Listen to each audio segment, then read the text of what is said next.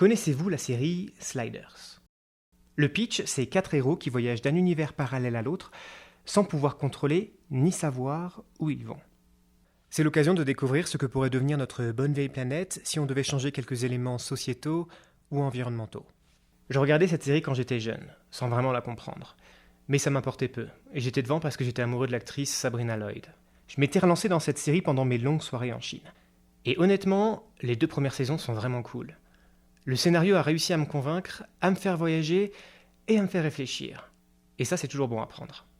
Alors, lorsque j'ai atteint les hauts plateaux de la région du Guangzhou et que, sans m'y attendre, je suis rentré dans une terre tibétaine, j'ai eu l'impression d'être projeté dans la série en vrai. Comme tombé du ciel dans une terre inattendue, et où je n'étais pas attendu non plus. Et quand j'y pense aujourd'hui, je me dis que j'ai eu une chance extraordinaire de me retrouver dans cet endroit, et de rencontrer ces gens qui m'ont offert un accueil qui n'a plus jamais eu son pareil. Aujourd'hui, je vous emmène en Chine, ou du moins peut-être dans l'une de ses versions alternatives.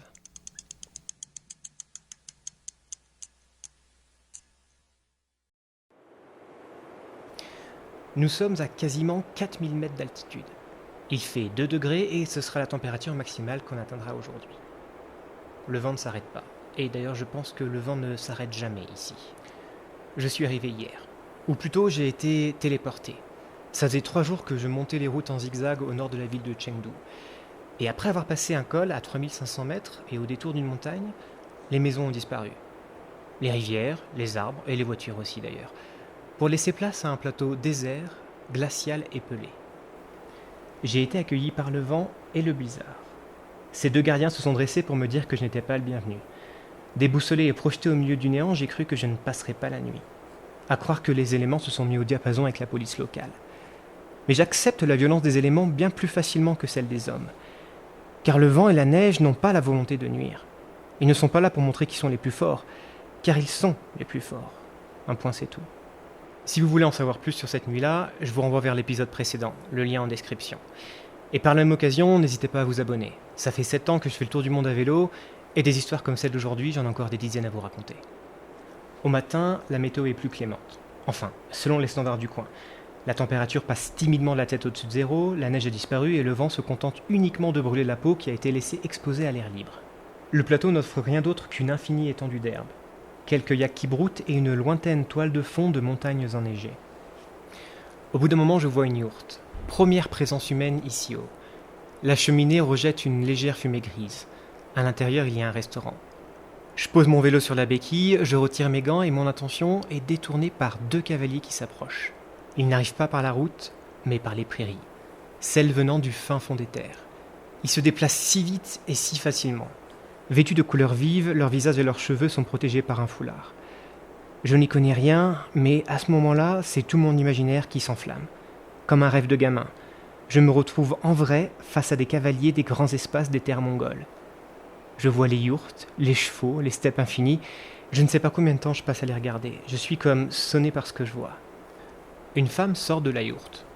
Ça a dû être une surprise pour elle, surtout aussi loin de tout, de voir arriver un occidental avec un vélo aussi exagérément chargé. Enfin ça, c'est ce que je croyais, habitué aux réactions de surprise que mon passage suscite.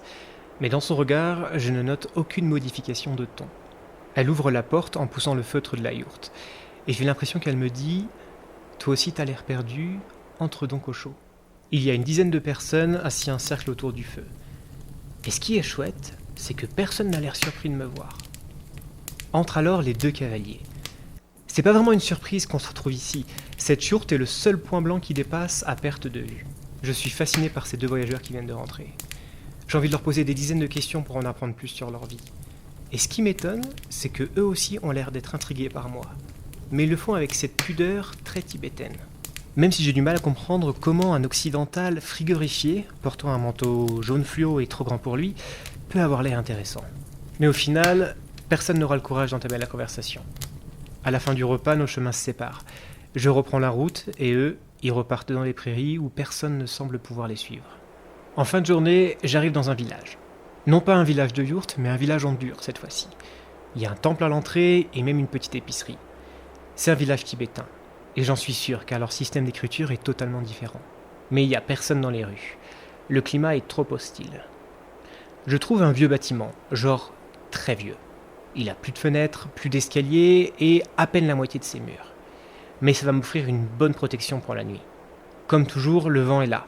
Et si je veux pouvoir cuisiner sereinement, rien de mieux que de se mettre dans un coin pour être protégé un minimum. Ne voyant personne aux alentours, je m'installe en me moquant du candidaton. Je passe rapidement un coup de balai avec mon pied pour virer les gravats et j'installe ma tente. Arrive alors une femme. Et tous ceux qui ont écouté l'épisode précédent savent que c'est une mauvaise nouvelle. Elle commence à me parler. « Tu ne peux pas dormir là. » Ça, je m'y attendais. « Viens dormir chez moi ?» Ça, je m'y attendais pas. Je dis non par politesse. Elle insiste et je la suis. C'était la voisine. Elle habitait dans une toute petite pièce sans fenêtre, de 3 mètres sur 3. Mais on trouvait tout à l'intérieur. Un lit, une cuisine et un poêle à bois avec son odeur si reconnaissable. Il faisait chaud. Et je peux vous assurer que ces quelques minutes de repos que j'ai pu avoir pendant toute cette semaine de température glaciale, je m'en souviens. Comme d'un moment hors du temps. Elle me sert un morceau de pain avec du beurre. Mais pas un beurre comme les autres. Il était d'un jaune profond et d'un goût merveilleux. Comme s'il tendait le bras au plus haut pour toucher l'intensité et la complexité d'un fromage unique. Je lui demande ce que c'est. Du beurre de yak. Elle alimente son poêle. Et je suis surpris de voir ce qu'elle enfourne dans les flammes. Et c'est là que je comprends. Il n'y a pas de bois ici. On est entouré d'une steppe infinie. N'essayez pas de faire un feu de camp, vous ne trouverez rien pour l'alimenter. Il n'y a pas d'eau courante dans le village, alors le gaz, on oublie. Elle alimente donc son poêle avec la seule chose de disponible. De la bouse de yak séchée. C'est la seule chose qu'on peut récolter dans les environs. Et ça brûle surprenamment bien. Le monde est plein de diversité. Et ça, tout le monde le sait. Mais quand je me rends compte que le feu, un truc que je pensais pourtant bien connaître, peut être fait et alimenté de manière si différente, je me rends compte que j'ai encore beaucoup de choses à découvrir. Elle était en train de faire chauffer une grande bassine d'eau. C'était pour sa toilette. C'est à ce moment-là que je réalise qu'elle a ni douche, ni évier avec de l'eau courante. Elle allait se laver directement ici. Je sors pour lui laisser son intimité. Elle m'invite à aller m'installer dans la maison d'à côté. Une pièce similaire à la sienne de 3 mètres sur 3. Sauf que celle-ci est vide et il y fait une température glaciale. Mais bon, c'est toujours mieux qu'une nuit dans la ruine. J'installe mon duvet, sors ma couverture de survie et m'endors relativement facilement. Au matin, je suis réveillé par des bruits de marteau-piqueur. Je passe voir mon hôte pour le remercier et je remarque 2 énormes camions qui étaient en train de s'atteler à détruire la ruine où je m'étais préalablement installé la veille. Je remercie donc doublement mon hôte pour m'avoir évité d'être ramassé à la pelle mécanique de beau matin. Et je suis de nouveau sur la route. Les journées sont longues, les terres redondantes, les longues montées s'enchaînent et le vent glacial souffle souvent de face. Je n'ai qu'une seule idée en tête, continuer pour quitter le plateau, redescendre dans la vallée où la chaleur et l'oxygène sont distribués de manière suffisante. C'est la première fois de ma vie que je ressens le manque d'air. Les symptômes sont différents selon les voyageurs. Ça peut être des maux de tête, de la nausée ou des symptômes encore plus forts. De mon côté, je m'en sors plutôt bien. Je suis juste essoufflé. Je respire plus souvent que d'habitude. Bien plus souvent. Du genre à devoir reprendre mes respirations au milieu d'une phrase qui était pourtant relativement courte. Se relever est devenu un défi. La première fois que j'ai fait ça à vitesse normale là-bas, j'ai cru que j'allais tomber dans les pommes. La tête s'est mise à tourner, j'ai eu la nausée, ma vision s'est brouillée et presque tout est devenu noir.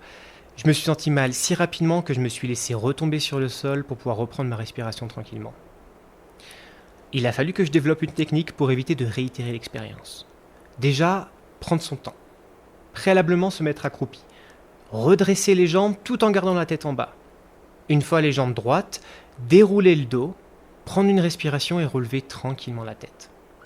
Donc avec le vent, les montées et le strict minimum d'oxygène, les kilomètres sont lents. Très lent, me laissant tout le loisir de me plonger dans mes pensées. Mais je suis arraché de mes rêveries par un saut d'adrénaline. Un grognement rauque et puissant me charge. Un chien, énorme, le regard décidé et lancé à pleine balle dans ma direction. Bon, des chiens qui courent des vélos, c'est plus que monnaie courante, et tous les cyclistes le savent. Et croyez-moi, en Asie du Sud-Est, j'ai eu le temps de m'y faire. Le mieux, c'est de descendre du vélo ou d'arrêter de bouger les jambes. Ça suffit à les désintéresser. Au final, ils aboient pour montrer qu'ils sont là, guère plus. Mais ce molosse-là, les canines à l'air, la bave enragée et les yeux électrifiés ne me laissent aucun doute. Il est là pour une chose, mordre. Sans détour, sans artifice, planter les crocs jusqu'à ce que le sang jaillisse. J'oublie tout ce que j'ai appris et j'accélère à fond. Les jambes tournent au plus vite, les pieds frôlent les dents du monstre, il se rabat alors sur ce qu'il peut attraper, la sacoche arrière. Ses dents s'enfoncent et sa gueule s'accroche. Il donne des à-coups, le vélo titube. Je continue d'appuyer de toutes mes forces et le cœur s'emballe. Je sens chacun de ses coups de tête. Il a une force hors du commun. Il me fait ralentir. Il va me faire tomber. Je suis sauvé par une moto qui arrive en face. Non, je ne suis pas secouru par un acte de bravoure du conducteur. Mais pour ce chien, le nouveau jouet qui vient d'arriver, plus bruyant, plus gros, plus rapide, est bien plus sexy. Il se déshameçonne et s'attaque au nouvel arrivant. Je suis sauvé de justesse. Un chien comme ça, j'en avais jamais croisé ailleurs. C'est une sorte d'énorme Saint-Bernard de l'Himalaya. Je vais en croiser un exemplaire identique le lendemain dans la cour d'un commissariat. J'avais été voir la police pour leur demander de passer la nuit à l'abri. Et je suis pas rancunier vu ce que la police m'a fait endurer jusque-là. Mais pour le coup, ils ont vraiment été super. Ils étaient logés dans une sorte de vieux checkpoint militaire au milieu de nulle part. Une station essence de l'autre côté de la rue et rien d'autre à perte de vue. C'était un complexe relativement grand, mais il y avait qu'une toute petite pièce qui était chauffée. Un bureau, où ils étaient 3 à attendre avec un regard qui criait l'ennui. Ils m'autorisent à me poser là pour la nuit dans un garage abandonné. Ce n'est pas chauffé, évidemment, et il n'y a pas de porte non plus. On fait fi des taches d'huile au sol, et ce sera toujours mieux que de dormir dehors. C'est là que je vois le frère jumeau du monstre qui m'a attaqué la veille. Il était en train de faire les poubelles. Mais celui-là, il était doux comme un agneau. Je m'en approche doucement. Et lui, avide d'attention, il engouffre son immense fourrure sous mes doigts. Une bonne manière de dédiaboliser ce gros nounours. Au matin, je passe à la station-service d'en face pour recharger mon réchaud à essence. C'est un non catégorique. Je n'ai pas de véhicule, je n'ai donc pas le droit de prendre d'essence. J'essaie de négocier, mais ils sont inflexibles. J'aimerais ne pas m'attarder sur une énième absurdité de ce pays, sauf que l'essence, j'en ai besoin pour cuisiner.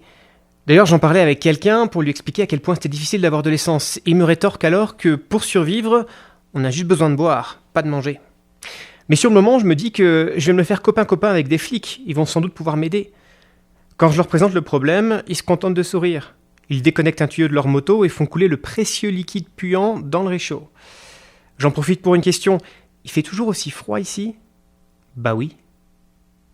C'est au moment de reprendre la route que je recroise ma peluche géante qui m'attendait devant le commissariat. Un câlin plus tard, j'enfourche le vélo. Et lui, il commence à courir à mes côtés. Je crois qu'il m'a adopté. Je suis vraiment attendri par cet énorme ours en peluche qui veut pas me lâcher, et je m'arrête régulièrement pour lui faire un câlin. Mais au bout de 30 km, il abandonne finalement. Le pauvre, j'aurais jamais pu le mettre sur le porte-bagages. J'arrive dans une dernière ville avant de pouvoir redescendre dans la vallée. Je n'en peux plus d'être dehors, et même si j'ai pas beaucoup d'argent, je décide de me payer un hôtel. Une famille tibétaine tient un joli petit établissement. Là où je pensais pouvoir enfin me reposer, il apparaît que cet hôtel est interdit aux étrangers. Mais c'est le seul dans toute la ville. Mais cette famille ne va pas me laisser tomber. Ils rentrent en contact avec tous ceux qu'ils connaissent et finalement m'emmènent dans un commissariat pour me débloquer une autorisation. Je comprends pas ce qu'ils racontent, mais au final, je peux passer la nuit chez eux. Ils se sont tellement démenés pour m'aider que je voulais leur acheter une bouteille dans leur hôtel pour la partager avec eux.